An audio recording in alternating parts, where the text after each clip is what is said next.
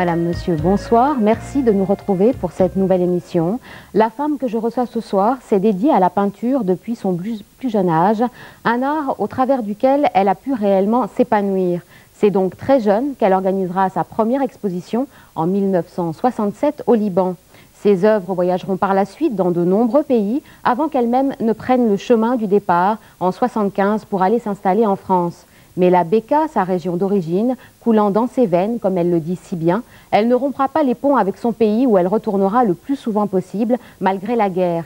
Sa terre natale, elle la portera d'ailleurs dans son œuvre, puisque le thème le plus récurrent de ses peintures constitue un hymne à l'architecture libanaise traditionnelle. Déclarant tout devoir à la France qui lui a beaucoup donné, elle confie vivre harmonieusement sa double identité franco-libanaise et se décrète volontiers citoyenne du monde. Reste qu'en 1995, elle décide enfin d'entreprendre un retour plus permanent au Liban, se partageant équitablement entre Paris et Beyrouth. Mais pour elle qui connaît ce qu'est la valeur de l'attachement à la terre, elle exprime la crainte que l'environnement ne soit réellement en danger à l'orée du siècle prochain, le Libanais lui paraissant en état de guerre permanent avec sa nature. Un défi majeur selon elle, tout comme celui ayant trait au développement humain qui devrait faire l'objet de toutes les attentions. Martha Haoui, bonsoir. Bonsoir. Martha Haoui, vous dites que la référence qui restera pour vous toujours est celle d'une enfance extrêmement heureuse passée dans la Bekaa. Est-ce que vous pouvez nous évoquer un peu cette période et cette époque?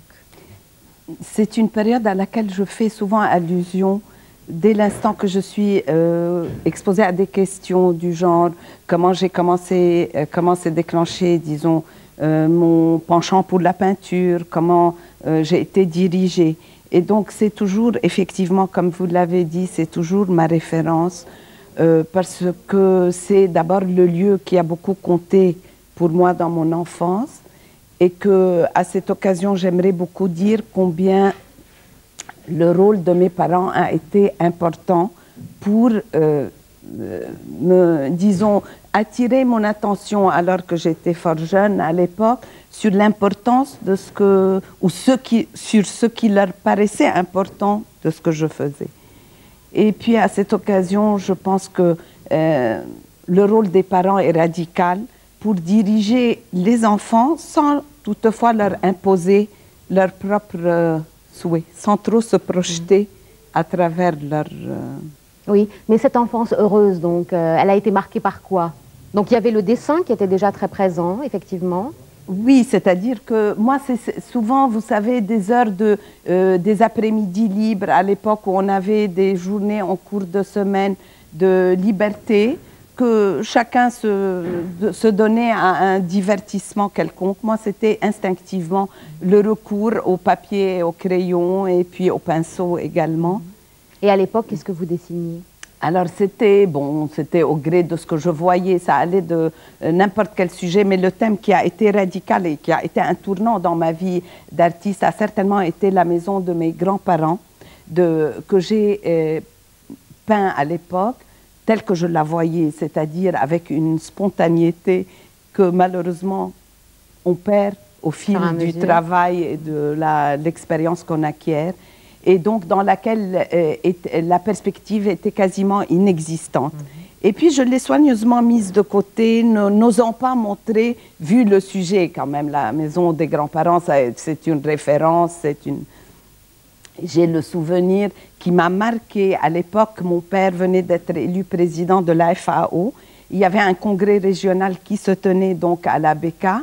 Et puis, j'ai été prise de court par mes parents qui m'ont, devant tous les autres délégués de la FAO, m'ont demandé d'apporter le dessin qui était caché. Donc, j'étais partagée entre ma timidité, ma crainte de la réaction. Et puis ça, c'est un souvenir qui m'est resté. Et il y a des images clés qui marquent une enfance, c'en est un. C'est une de ces images. Vous l'avez toujours conservé, ce dessin? Oui, bien entendu. Je l'ai conservé, je le conserverai toujours. Et j'en ai comme j'en ai l'exclusive, il n'y a aucun autre document de cette vieille maison que ce que j'ai au départ. Donc j'ai pris soin de réinterpréter telle que je la voyais avec la perspective en plus et de la maturation. Et puis de faire une impression, une reproduction de quelques-unes de ces... Vous dites donc que votre entourage familial vous a beaucoup encouragé donc, dans cette voie. À partir de quel moment vous avez senti que vous vouliez devenir peintre?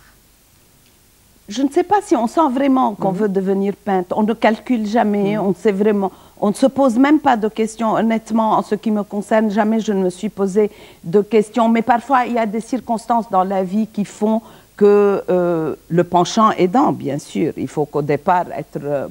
enfin pencher ou aimer ce qu'on entreprend. Et puis, parfois, peut-être, il y a des circonstances dans la vie qui font que on se dirige vers une direction. En ce qui me concerne, le fait d'avoir perdu mes parents très jeunes. Et donc, il y a une grande part qui a joué, qui est le fait de répondre à l'idée qu'il se faisait de moi. C'était un peu aussi pour répondre à ce à quoi il s'attendait que je me suis, disons, consacrée davantage au départ dans ma peinture. Et le souvenir de ma première exposition est quelque chose d'étonnant, maintenant ahurissant quand j'y pense. Jamais je n'aurais le courage d'entreprendre ça à l'âge où je l'ai fait et de la manière dont je l'avais fait. Donc, eux s'attendaient à ce que vous deveniez peintre, c'est ça? C'est-à-dire que moi, j'ai été aussi, ils ont tenu à m'envoyer à ce que je poursuive mes études à Paris. Donc, j'ai partiellement fréquenté l'Académie Charpentier et la Grande Chaumière parallèlement, donc les deux. Puis ensuite, pour des raisons familiales, j'ai dû rentrer au Liban. Et puis, donc, c'est là où j'ai entrepris ma première exposition à l'époque, c'était à l'Hôtel Saint-Georges. Je vous dis, il faut être un peu inconscient et pour se jeter de la manière dont je l'avais fait. Et il y avait déjà eu des personnes dans la famille qui avaient développé des dons artistiques comme vous ou pas? Non, précisément pas. Peut-être c'est ça aussi qui a fait qui a retenu l'attention de mon entourage. Non, disons le climat qui domine autour de moi et dans la famille est davantage, bien entendu, politique. Donc, ça a été, j'ai été un peu une brebis galeuse, si j'ose dire. Et puis, c'est là où je trouve, j'aimerais, disons, mentionner au passage combien c'est délicat de partir ou de se lancer dans ce qu'on entreprend, n'importe quoi qu'on entreprenne, avec une étiquette au départ.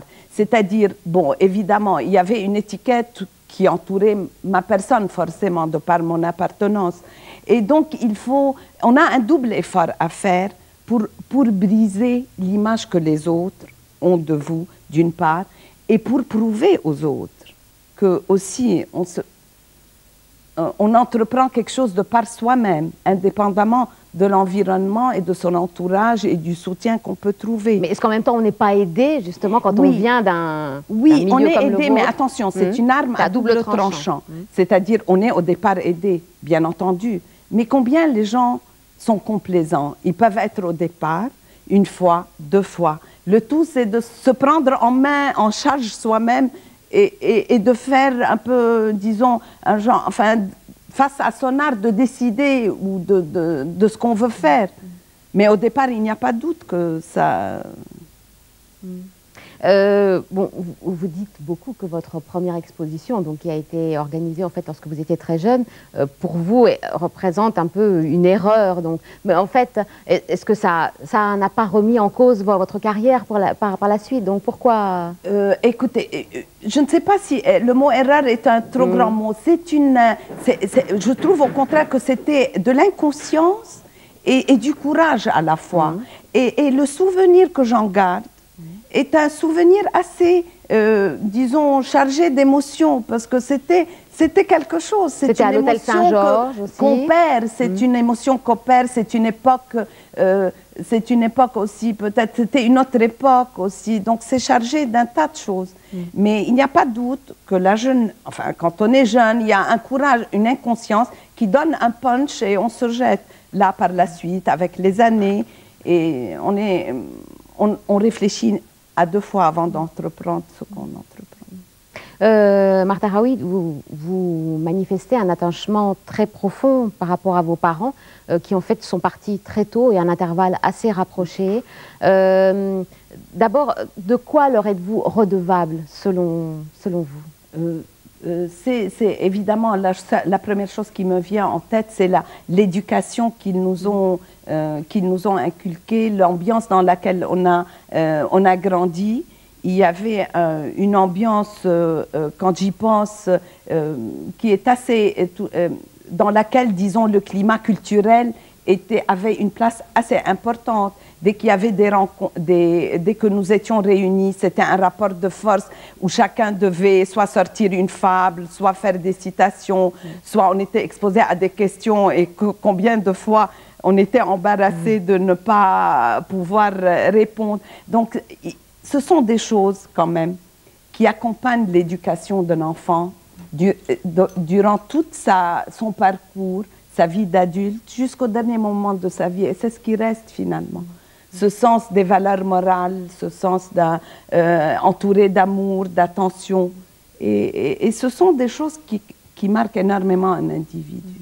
Et personnellement, le fait qu'il soit parti trop tôt, qu'est-ce que ça a provoqué en vous à l'époque? Bon, évidemment, en tant qu'aîné de la famille, je sentais un pont qui s'écroulait, un monde qui s'écroulait. Alors, évidemment, ça aussi, ça m'a aidé à, disons, me prendre en main et assumer une responsabilité et avoir un regard sur la vie, sur mon contact avec les autres, sur ce que j'entreprenais, qui n'aurait pas été le même peut-être, bien sûr, si j'avais été encore facile. C'était toujours...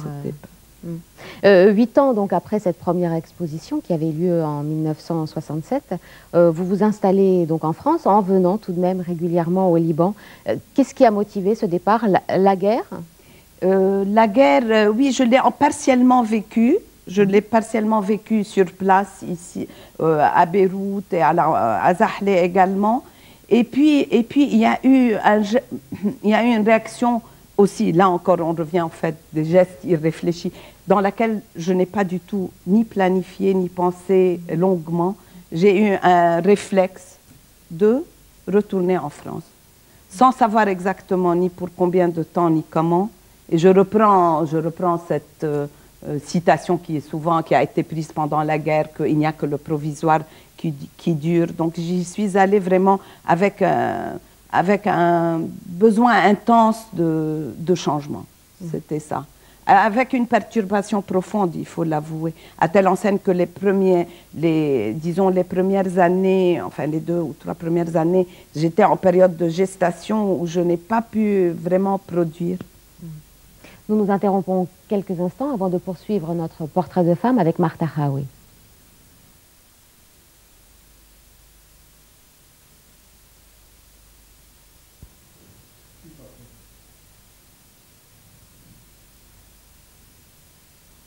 Cette installation en France, donc vous le dites, n'a pas été évidente au départ.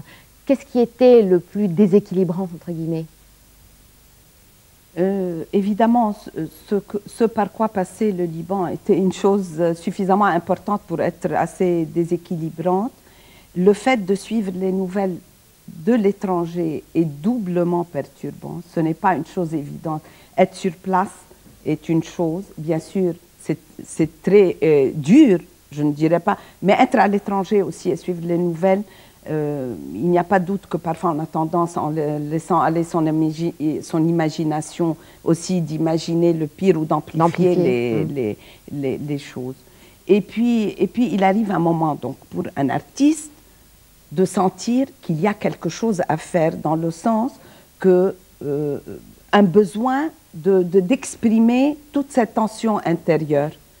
Et donc,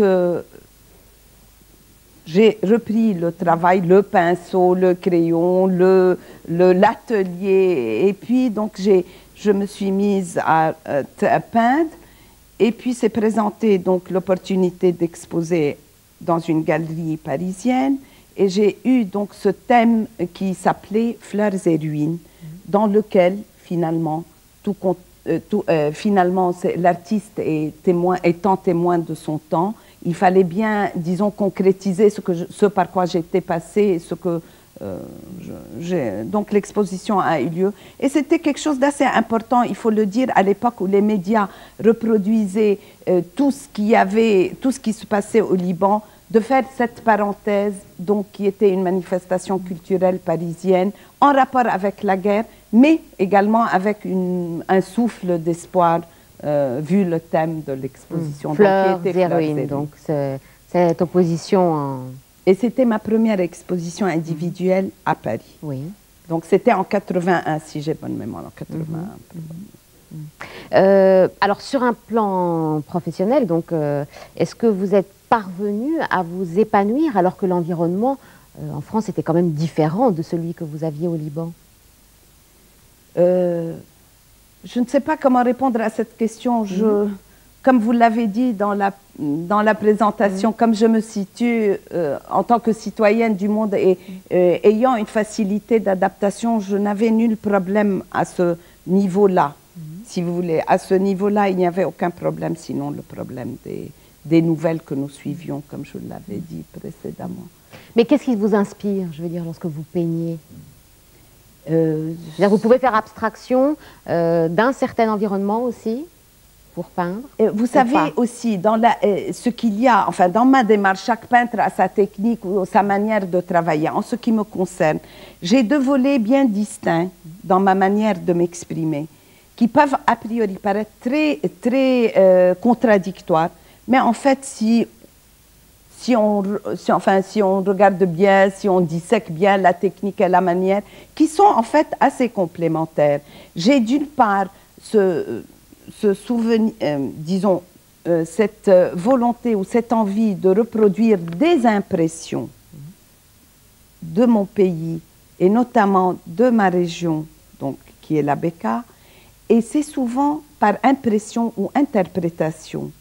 Donc ce ne sont pas des thèmes qui sont liés à des lieux spécifiques. C'est une impression générale. Donc par conséquent, l'impression générale, est-ce que je m'étends un peu, ou en deux lignes, je dis un peu ma manière de travailler. Donc, quand il s'agit d'impression générale, donc il s'agit de faire quelques croquis rapides sur place, et les croquis sont suffisants. Le reste est assez présent dans ma mémoire, dans mon émotion, dans ma volonté de vouloir m'exprimer. Donc, je peux très bien le travailler et le concrétiser en atelier.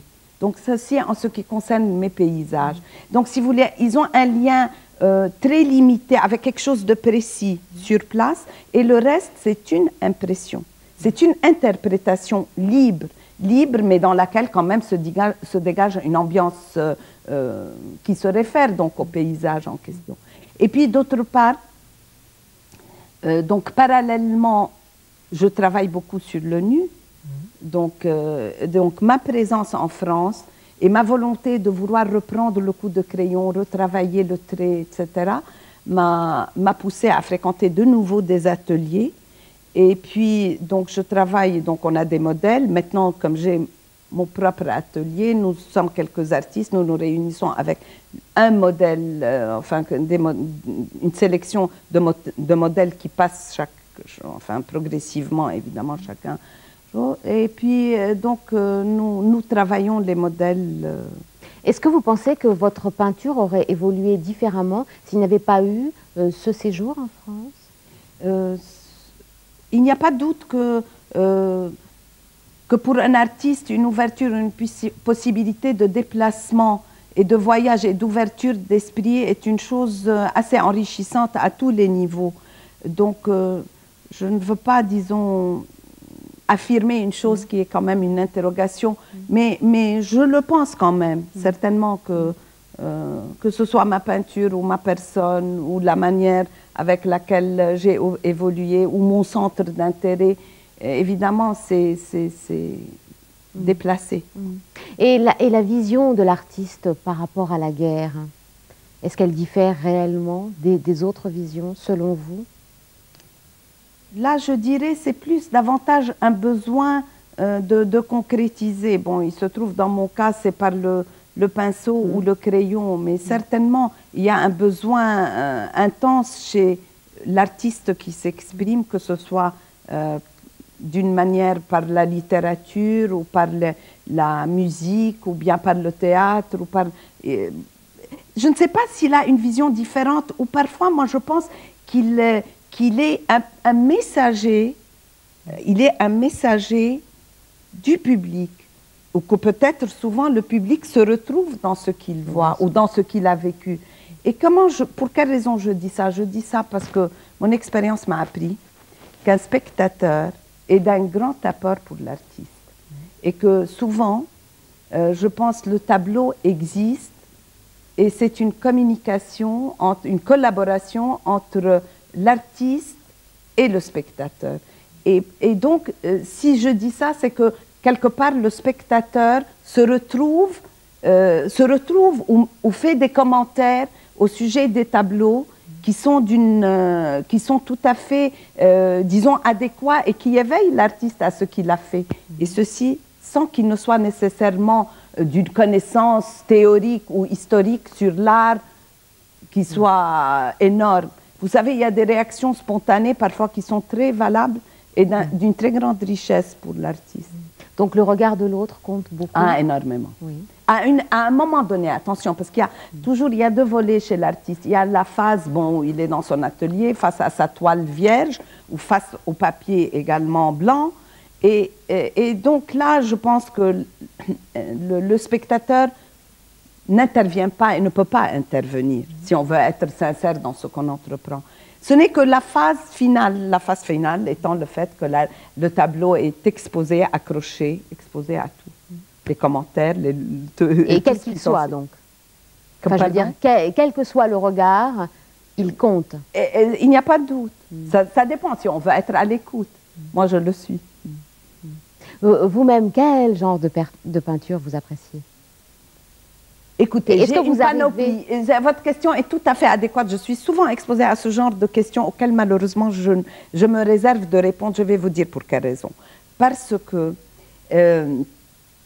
il y a beaucoup d'écoles, il y a beaucoup d'artistes qui, au cours des années, enfin, suscité mon admiration ou mon centre d'intérêt.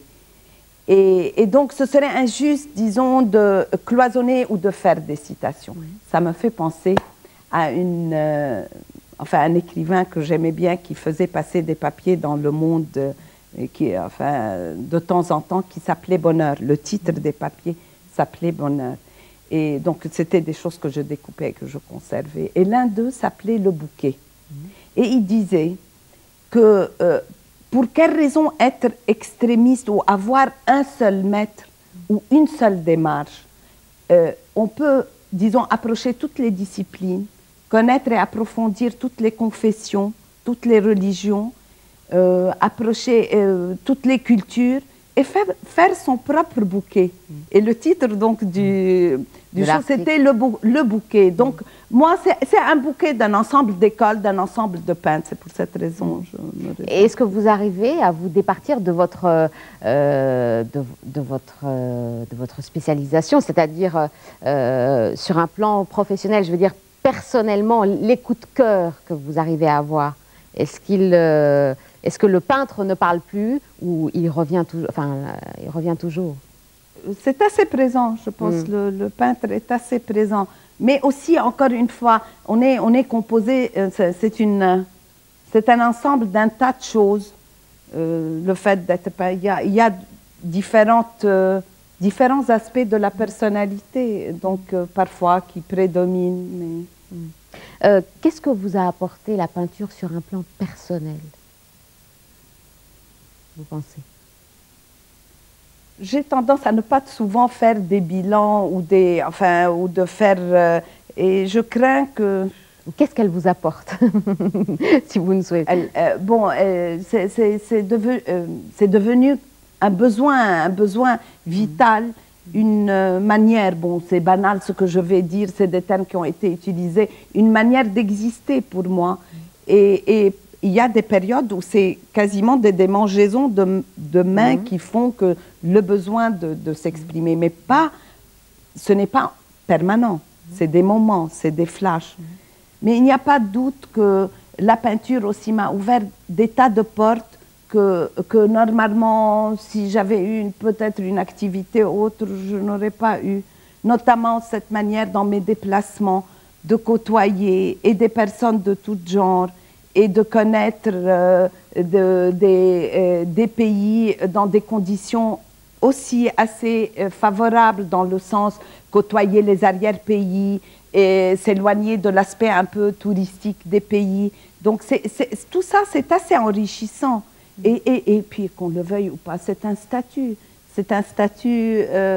D'ailleurs, ce statut de l'artiste existe depuis... enfin, s'il faut parler un peu de l'historique, je ne sais pas si ce serait à propos maintenant de parler de ça. Le statut de l'artiste existe depuis que les académies, l'Académie a été créée autour du XVIIe siècle. Le statut de l'artiste, disons, dans le cadre d'une démarche ou d'une activité intellectuelle.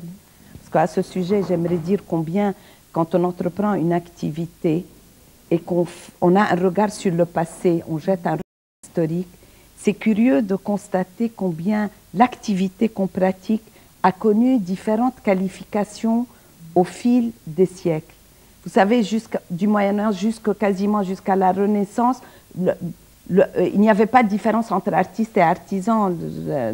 Au Moyen-Âge, c'était quasiment l'artisan. Et donc, c'est l'Académie autour du XVIIe siècle qui, je crois, autour de 17e, oui, 1650, 48 ou 50, que ça a été un statut. Puis bon, ensuite, ça a été un combat. Le 19e siècle a vu un peu un combat pour que les artistes imposent un côté une vocation du statut d'artiste.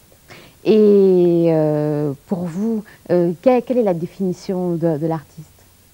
Comment définirez-vous aujourd'hui un artiste? Personnellement, je vous dis, c'est un peu...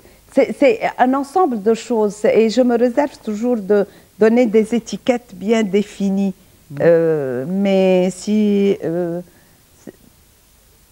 moi, je dirais un artiste, c'est quelqu'un qui est souvent à l'écoute, qui est toujours...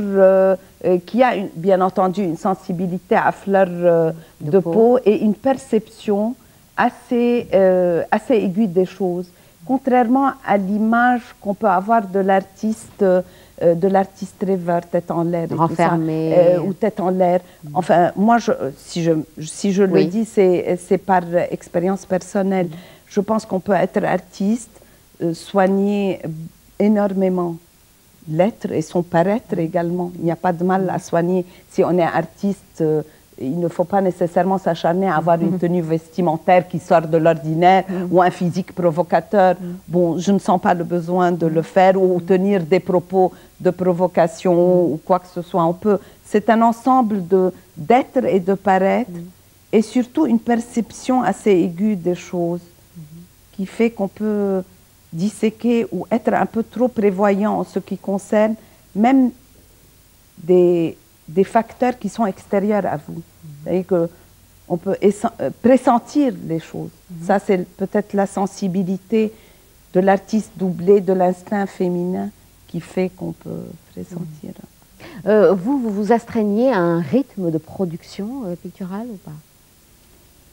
Il y a vous astreignez. C'est un besoin. Mais il y a quand même, je vais vous dire, et il n'y a pas de doute, mais il ne faut pas non plus négliger la discipline qu'un artiste devrait avoir. Il y a un minimum de discipline. Il y a des moments disons, de gestation où l'artiste ne sent pas, ou ne produit pas. Et ça ne veut pas dire pour autant que c'est des périodes creuses. Il y a une maturité qui se passe intérieurement. Pour cette raison, il ne faut pas non plus forcer les choses pour se mettre à travailler. Mais quand même, il y a un minimum de discipline pour l'exercice de la main qu'il faut, disons, respecter. Et puis, quoi encore? En ce qui me concerne, c'est, si vous voulez, évidemment, des échéances à honorer sont des dates clés qui sont assez stimulantes aussi pour la création. Stressantes? Stressantes, non, au contraire, stimulantes, mais dès l'instant que ce déclic existe. Parce qu'on peut passer par des moments où on est à court d'inspiration, à court de déclic, ce que j'appelle déclic. c'est un peu perturbant. Et puis, dès que donc ce déclic existe, il y a une période de maturité qui s'opère. Il faut quoi pour ce déclic? Je ne sais pas. Je ne saurais pas vous répondre.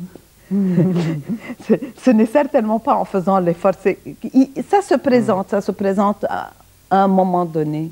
Et ça ne se présente pas tous les jours. Dieu merci, ou malheureusement, je ne sais pas quoi dire. Si vous deviez un peu décrire l'évolution de votre peinture, vous diriez quoi? Comment a-t-elle évolué, cette peinture? Ça fait 30 ans maintenant que vous peignez. Oui, ça c'est un peu délicat de trop parler. Je trouve que le peintre parle assez à travers sa toile et je ne sais pas si c'est un peu aux autres de le faire, mais ce que je puis vous assurer, c'est que ce que j'ai entrepris jusqu'à maintenant, depuis que j'ai commencé à peindre, avec des hauts et des bas, bien entendu, toutes mes époques de production n'ont pas été égales, et ça, en étant honnête avec moi-même, et en faisant une rétrospective, je le dis, sans problème aucun. Mais ce qui compte, donc, je disais finalement, c'est la sincérité à un moment donné face à sa toile, face à soi-même. Et c'est ce qui reste. Et puis aussi le fait d'être un peu, si vous voulez, à l'écoute et aussi imperméable aux modes, entre guillemets. Hein, donc d'entreprendre ce qu'on entreprend en étant essentiellement sincère avec soi-même et par conséquent avec son coup de main et sa plume et son coup de cœur pour les couleurs et tout le reste. C'est la sincérité qui prédomine. Et puis le reste, il y a forcément une évolution qui se fait. C'est pour cette raison, je ne sais pas par exemple dans quelle direction je me dirigerai, mais il y a certainement à un moment donné un besoin de liberté, de la liberté du coup. Le coup de pinceau ou le coup de crayon, il y a cette liberté que je ressens là, probablement qui va prendre de l'ampleur. On ne sait pas, je n'aime pas, disons, anticiper sur les... Vous peignez pour qui? Pour vous ou les autres? Aussi, c'est... Dès que je suis exposée à une question, ça me paraît un peu comme ça de répondre d'une manière assez schématique, c'est un peu délicat, mais peut-être pour les deux. Peut-être pour les deux. Certainement pour moi et aussi pour les autres, parce que aussi la vie d'artiste aussi est faite de solitude. Quand on est seul, c'est une démarche de solitaire. L'artiste est seul face à son atelier, face à la différence d'un musicien qui travaille disons, en communion totale à un moment donné. Or, l'artiste est seul dans son atelier face à sa toile. À telle enseigne qu'il y a des moments où bon, quand je me trouve à l'étranger, n'importe quoi, le besoin de sentir les vibrations extérieures de la rue est important. Donc il y a des moments de pause pour aller, je ne sais pas moi, poster une lettre, se rendre à la poste, acheter le journal, prendre un café au coin de la rue, pour un peu sentir les vibrations extérieures qui sont assez importantes. Donc forcément, il y a cette phase de solitaire, de travail donc, dans la solitude, qui nécessite donc un besoin des autres. Donc pour revenir à votre question que oui, en fait aussi, j'ai besoin des autres, oui.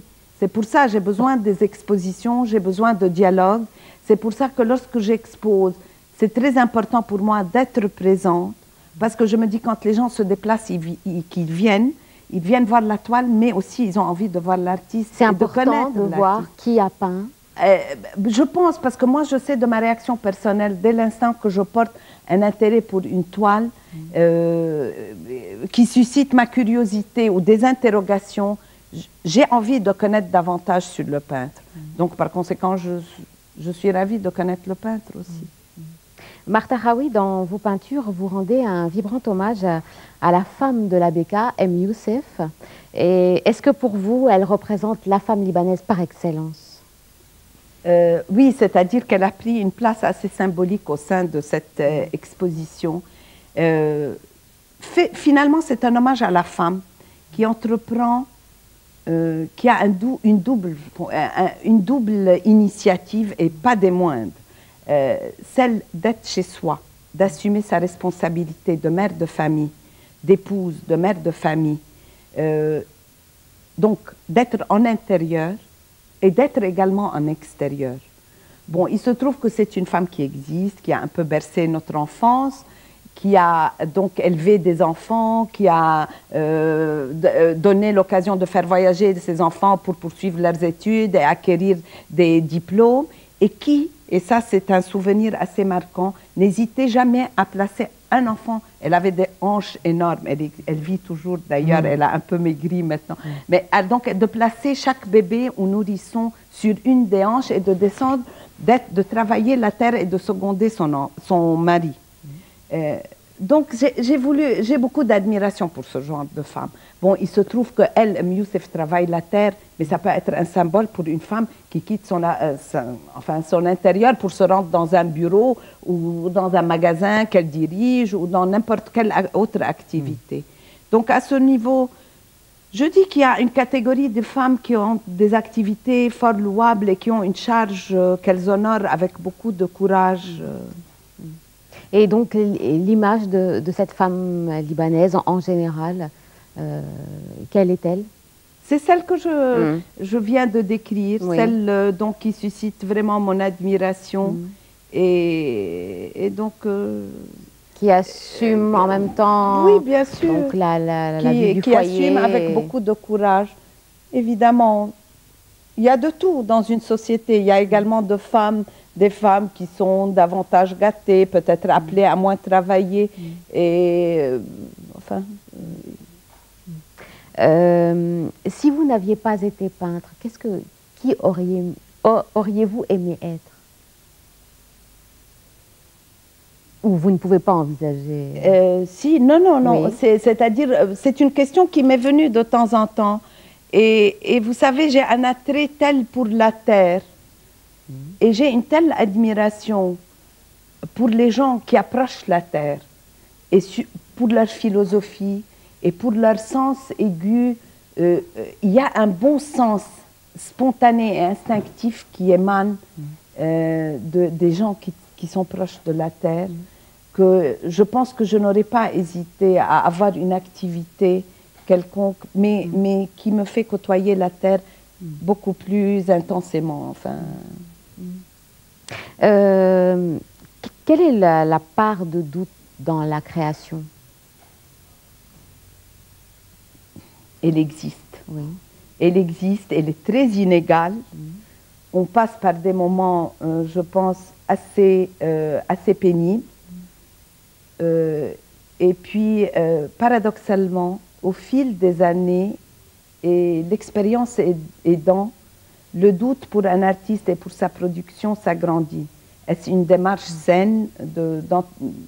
Est-ce une réflexion saine ou, disons, qui est nécessaire? Nécessaire, elle l'est, certainement, parce que... Mais c'est des moments assez pénibles par moment. Parce qu'on remet en cause tout, on remet en cause tout son itinéraire, tout ce qu'on a fait, tout ce qu'on a travaillé. Et il y a plein d'interrogations assez troublantes. Vous, ça se manifeste de quelle manière? Vous arrêtez de peindre? Non, je continue à peindre, oui. mais c'est assez pénible, assez dur. Et le doute, d'aucuns disent que le doute est une chose bénéfique, c'est sain. Bien entendu, il n'y a jamais de satisfaction. Et jamais personne est nul, et encore moins dans le domaine de la peinture, nul ne prétend être arrivé ou accéder ou détenir la vérité, sinon il est fini, est mort. Mais il n'en demeure pas moins que c'est pénible. C'est important, oui, mais ce n'est pas permanent, encore une fois. Vous savez, de plus en plus, j'ai le sentiment d'émouvance des choses et de tout ce qui nous entoure. Il n'y a rien de fixe et de permanent et d'étiqueté. C'est pour cette raison, quand je suis parfois exposée à des questions directes, j'hésite à deux fois avant de donner la réponse concrète et précise, parce que je sens que tout est mouvant, tout bouge, tout est passager. Qu'est-ce qui vous donne cette impression? Je ne sais pas si c'est de par ma nature ou le métier que je fais, mais je sens que tout peut être exposé à des modifications. Et Est-ce que c'est la manière dont les sociétés évoluent à l'heure actuelle? La manière, le fait d'avoir le sentiment de l'éphémère, le sentiment de l'éphémère est assez présent. Ne serait-ce que si on réfléchit à la vie et à son passage sur Terre, bon, c'est quelque chose d'éphémère. Tout est exposé et tout est fait d'un mélange de choses, de positif et de négatif. Prenez, par exemple, l'autre jour, j'ai réfléchi, il s'est passé en une seule journée des tas de choses avec moi dans mon contact avec les autres. Et en fin de journée, ça m'a fait sourire en pensant, je dis, on peut avoir des contacts avec des gens qui vous conduisent à dire, qui vous réconcilient avec l'être humain en vous disant mais c'est magnifique, c'est merveilleux ce qui se passe. L'être humain est fondamentalement bon, généreux, plein d'humour et tout ça.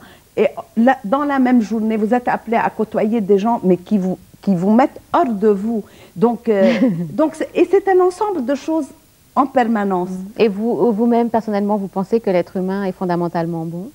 Je ne suis pas tout à fait d'accord. Ne serait-ce que quand on voit l'histoire et qu'on reprend des faits, je ne suis pas, jusqu'à preuve du contraire, je n'ose pas avouer la positive. Et quels sont les thèmes comme ça qui suscitent vos interrogations? Par rapport à la peinture ou pas en général? En général également, oui. Vous parliez tout à l'heure du sens de la vie, des grandes questions en fait. Est-ce que ce sont des questions comme ça qui reviennent souvent?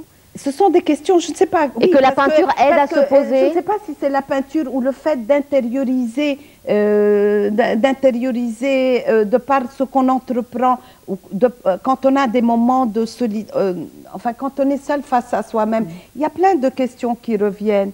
Et il y a des questions qui me reviennent parce qu'il y a dans la vie, par exemple, nous avons tous, chacun de nous a été aidé d'une manière ou d'une autre.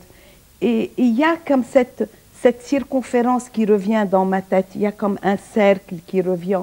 Je regarde vers le passé, je trouve que j'ai été aidée par des personnes quand j'ai démarré dans ma vie, par des personnes qui ont fait preuve de beaucoup de générosité. Et donc, je ne suis pas en mesure de le leur rendre. Donc, je m'acharne à vouloir de mon côté, aider autour de moi des personnes auprès de qui je peux être très utile. Et donc, c'est comme ça que je renvoie la balle. Et tout s'entraide, tout s'alimente, de manière que la peinture, quand on entreprend la matière, on peut travailler la peinture à l'huile et revenir au pastel. Chaque matière alimente l'autre, chaque contact humain, chaque soutien alimente l'autre. Vous voyez, j'ai cette vision. Chaque activité qu'on entreprend, parallèlement à mon activité d'artiste, je peux avoir des activités sur place à la BK d'ordre, je ne sais pas comment les qualifier, sociaux, politiques, ou politico-sociaux, ou quoi que ce soit. Eh bien, je descends d'un week-end à la BK alimentée, parce que j'ai entrepris, qui en apparence n'a rien à voir avec la peinture, et pourtant ça m'enrichit. Donc tout ça, ça bouge, tout bouge tout le temps. Donc, dans le positif et le négatif. Vous avez exposé dans beaucoup de pays. Quels sont ceux dans lesquels vous avez eu le plus de plaisir justement à montrer vos tableaux? Est-ce qu'il y en a? Écoutez, là, je crains que l'émission ne soit un peu trop courte pour décrire enfin, des histoires, certaines drôles, d'autres moins, des choses assez amusantes, enrichissantes certainement. Et chaque pays m'a apporté quelque chose. Je souhaiterais bien m'étendre à ce sujet, mais j'ai des souvenirs vraiment merveilleux de tout ce que j'ai entrepris. Et d'émotions fortes, d'angoisse. Et puis je me dis, parfois je me prends à penser, je me dis si ces tableaux qui sont éparpillés un peu dans différents pays, si chacun se prenait à me raconter son histoire, quelle chose curieuse que ça donnerait comme recueil si chaque tableau, j'ai des tableaux qui se trouvent dans des pays qui ont connu la guerre à l'étranger, qui ont connu des changements de régime, qui se trouvaient dans des palais, qui se retrouvent, allez voir où il y a des tableaux qui ont été exposés à des vols, d'autres à des conversations certainement de très grande importance politique ou autre. Donc je me dis, je me prends comme ça à rêver, je me disais si seulement la clé, chaque tableau pouvait raconter, ça ferait une chose assez amusante et intéressante. Martha Hawi, en 1995, vous avez décidé de revenir d'une manière un peu plus permanente au Liban. C'était un besoin? Ce n'était pas un besoin parce que c'est le besoin, enfin, disons, mes déplacements au Liban étaient fréquents, mais très courts. Très court. Très courts. Et disons, je venais quasiment de passage, avec la notion d'être là de passage. Mais le besoin, disons que c'était très présent en moi. Donc ces déplacements ont toujours eu lieu, même en grande période de guerre, même quand l'un des lieux d'un appareil était fermé, il y avait un autre moyen, un autre recours, etc. Et puis finalement, bon, on sent aussi le besoin de se stabiliser davantage, d'avoir un chez-soi, d'avoir un lieu de travail. Donc c'est ce qui m'a conduit à, disons, départager, à me déplacer d'une manière un peu plus équitable et à être plus présente au Liban, entre le Liban et la France. Vous qui avez connu le Liban d'avant, ce qu'on appelle le Liban d'avant, et qui connaissez, vivez aujourd'hui le Liban, qu'est-ce qui les différencie profondément? La guerre? Vous savez, on ne passe pas 17 ans on passe pas outre 17 ans de guerre sans qu'il n'y ait des séquelles.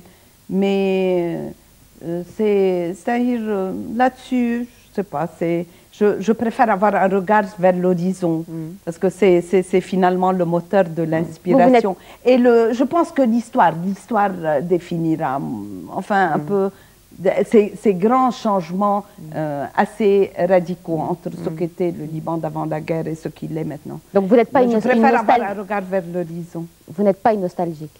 Nostalgique, je le suis, mais disons, j'entrecoupe ou j'essaye de remédier un peu, si j'ose dire, à la nostalgie par un recours vers l'horizon, vers l'extérieur, vers l'avenir. Mais nostalgique, certes. Et je suis même, j'irai jusqu'à vous dire, je suis nostalgique d'une époque que je n'ai pas connue. Vous me poserez la question, à quelle époque j'aurais voulu vivre ou connaître ma vie, enfin, mon âge d'adulte, je me serais très bien vue en début du siècle. Pourquoi? Au début du siècle que la fin du siècle. Pourquoi? Il y a plusieurs facteurs qui entrent en compte, notamment moi qui suis sensible à la communication entre les individus et les êtres. Je pense qu'il y avait une spontanéité, un genre de bonhomie, entre guillemets, dans les rapports humains qui tend à disparaître. Je crains de l'observer, que ce soit une réalité. Il y avait une chaleur, il y avait à l'époque avec les artistes, que ce soit au Liban ou à l'étranger, notamment, je pense notamment à la France, où il y avait une communication, une vie de cercle, une vie de groupe, où les conversations étaient approfondies. Là, maintenant, vous sentez que bon, chacun est un peu craintif et cloisonné, chacun est enfermé chez lui. Puis la communication, le contact des gens n'est plus aussi innocent qu'il était au départ. Ce n'est pas une vision, j'espère, assez pessimiste de la chose. Réaliste, peut-être. Et quelle est votre perception de la reconstruction de votre pays? Mon souhait ou ma... Non, quelle est votre perception? La perception est assez positive. La récupération aussi a été assez rapide. Le tout, c'est de voir dans l'avenir quelle est la place ou le respect de l'environnement dans ce Liban vert, entre guillemets, qui ne l'est plus autant qu'avant. Et puis là, je sens que parfois, c'est incroyable l'acharnement de l'individu et de l'être humain à vouloir détruire. Il y a des paysages au Liban où il est de bon ton de les survoler, soit de nuit, soit de jour, mais de très loin. Hein, parce que c'est des, disons, je pense notamment à la baie de Jounieh, ce sont des paysages qui, naturellement et au départ, étaient merveilleux, mais la main de l'homme est passée par là. Ah, oui. Donc ce serait, si vous aviez des demandes à formuler en tant que citoyenne, ce serait l'une de vos premières demandes qu'on préserve ou qu'on essaie de revenir à un environnement... Oui, c'est-à-dire c'est surtout que le Libanais prenne conscience de l'importance de l'environnement et le respect de l'environnement. Vous savez, ça peut aller par la notion d'environnement, la notion de pays, de patrie. Ce n'est pas uniquement des grands mots, des grands slogans. Vous savez, moi, je le dis toujours, ça commence par le fait de prendre conscience de ne pas jeter un Kleenex par terre. Déjà, moi, ma notion de patrie commence par ça. Déjà, si on prend conscience, on inculque à l'enfant de ne pas jeter un Kleenex par terre, c'est déjà lui inculquer la notion de respect de l'autre et par conséquent aussi de son environnement et par ricochet de son pays aussi, n'est-ce pas? Vous avez d'autres préoccupations en tant que citoyenne dans la construction de ce pays de demain? Hormis je ne sais pas, vous me demandez, vous me posez, vous savez, je ne suis pas sociologue, je ne suis pas, en tant que citoyenne, tout simplement. En tant que simple citoyenne, en tant que simple citoyenne, j'ai une attention, un regard particulier. Vous parlez de votre activité. Pour le troisième âge, par exemple, il me vient à l'esprit la question, le problème du troisième âge. Il fut un temps où la cellule familiale, comme je le disais tout à l'heure là, concernant l'époque où la communication, la chaleur, la cellule familiale était bien soudée. Et quel temps, je crains, et elle tendra peut-être, ou pour des besoins de la vie à venir, un peu à se disloquer. Donc, par conséquent, ce noyau familial qui est remplacé la fonction de l'État auprès du troisième âge, tend à se disloquer. Donc, il faut vraiment avoir une attention particulière pour ces personnes âgées qui ont droit et aux distractions, et à un mode de vie, et aux loisirs, et aux déplacements, et à l'activité culturelle, et enfin, beaucoup d'ouverture et de possibilités. Et là, je pense que c'est une chose assez importante et épanouissante. Ce n'est pas parce qu'on atteint un certain âge qu'on doit être à la merci, Donc il faudrait, ce serait une catégorie de la population pour laquelle il faut prêter une attention particulière. C'est votre avis. Un peu. Ce partage géographique entre la France et le Liban, il s'opère comment à présent? En ce qui me concerne? Oui, bien sûr. Bien sûr. Je ne sais pas, ça dépend à quel niveau. Je suis arrivée à le mener à bien avec beaucoup d'harmonie. Pour la simple raison, c'est parce que j'ai fondamentalement besoin de mes racines qui sont présentes en moi et du pays qui m'a beaucoup offert et donné. Donc, je mène... il y a eu une époque, il y a quelques années, où j'avais un problème d'identité à résoudre et je suis venue à la conclusion, après beaucoup de maintes réflexions et interrogations, qu'on peut mener merveilleusement bien deux identités qui peuvent être très complémentaires, et c'est un plus enfin, dans un sens et dans un autre. Très brièvement, à la fin du mois de juin, l'Orangerie du Sénat français vous accueillera pour une exposition, qui vous sera entièrement donc consacrée. Dans quel état d'esprit vous êtes à la veille d'une telle manifestation? Avec excitation et non dénudée de tension non plus. Non, mais ça va, j'espère. Une tension bénéfique. J'espère bien. Et être libanais aujourd'hui pour vous, c'est quoi, Martha Raoui? Nous revenons peut-être au problème de la question de l'identité. Je peux le dire pour moi en ce qui me concerne, donc, et je pense que mon être assez étendu là-dessus. Dans l'absolu, c'est quelque chose qui est assez lourd de sens et de signification, chargé d'un passé assez important, et c'est quand même quelque chose d'assez complexe, qui joint beaucoup de courants ou de tendances assez contradictoires, mais finalement aussi qui se complètent. Je vous remercie beaucoup, Martha Raoui. C'est moi qui vous remercie. Voilà, c'est la fin de notre portrait de femme. Je vous remercie de l'avoir suivi. Pour ma part, je vous retrouverai dans 15 jours, étant donné que la semaine prochaine, nous aurons une retransmission sportive sur le canal 9. Donc dans 15 jours, à 9 h, à 21 h, pour un nouveau portrait de femme. Bonsoir.